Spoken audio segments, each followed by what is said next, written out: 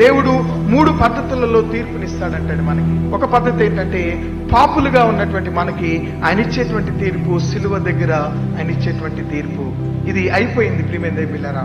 రెండవది, కుమారులుగా శిక్షించట ద్వారా తీర్పునిస్తాడంటాడు మనకి. మూడవదిగా, దాసులుగా క్రీస్తు న్యాయ పీఠం ఎదుట మనకు తీర్పును దేవుడు ఇస్తాడంటండి. కనుక మొదటి తీర్పు అయిపోయింది. పాపులుగా మనమున్నాం. పాపపు జీవితాన్ని బట్టి దేవుడు మన నుండి సిలువలో తన రక్తాన్ని చిందించి మనల్ని పాప విముక్తి చేసేశాడు. ప్రియమైన దేవులారా, కుమారులుగా లేకపోతే దాసులుగా దేవుడు మనల స్థితిగతులను ఆశీర్వదించడానికి ఈ లోకానికి రాబోతున్నాడు. కుమారులుగా ఆయన ఇచ్చేటువంటి తీర్పు శిక్షించట ద్వారా మనలను దేవుని సన్నిధానంలో నడిపించాలని ఆశపడుతున్నాడు. ఆ శిక్షకు నువ్వు ఇష్టపడేటువంటి వాడుగా ఉండాలి. మొదటి తీర్పు అయిపోయింది. 2, 3 ఇంకా ఉన్నాయి. వాటిని మనం స్వీకరించే స్వభావం కలిగిన వారముగా ఉండాలి.